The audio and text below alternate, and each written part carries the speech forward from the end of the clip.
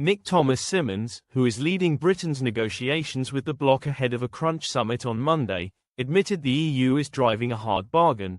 Britain is prepared to accept more EU rules and pay Brussels for access to shared schemes, a minister hinted. Nick Thomas-Symonds, who is leading Britain's negotiations with the bloc ahead of a crunch summit on Monday, admitted the EU is driving a hard bargain in the final hours of talks. The government is set to host EU leaders in London next week as part of its efforts to reset relations after Brexit. Mr. Thomas-Symonds claimed the UK will make pragmatic choices as fears rise over a Brexit betrayal. Mr. Thomas-Symonds told BBC's Sunday with Laura Kuenssberg, "Both sides are driving a hard bargain. I've been driven by ruthless pragmatism throughout this process in relation to standards, which you're referring to. We will not compromise on our high standards.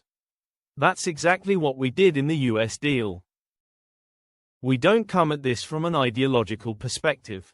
We come from a practical perspective, where, when it is in our national interest to align on common standards, to make sure we get far easier trade, to mean that businesses that frankly have had to stop trading with the EU because of the red tape, can start trading again with the EU, but also ensuring the businesses that are currently trading across the channel but are facing all these barriers."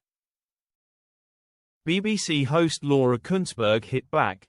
"To do that, that will mean having to follow EU standards.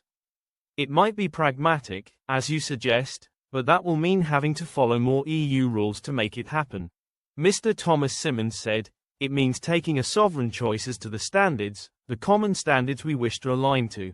That's what we did in the US deal, where we wouldn't compromise on our food standards, and it's exactly that same pragmatic approach for jobs and growth."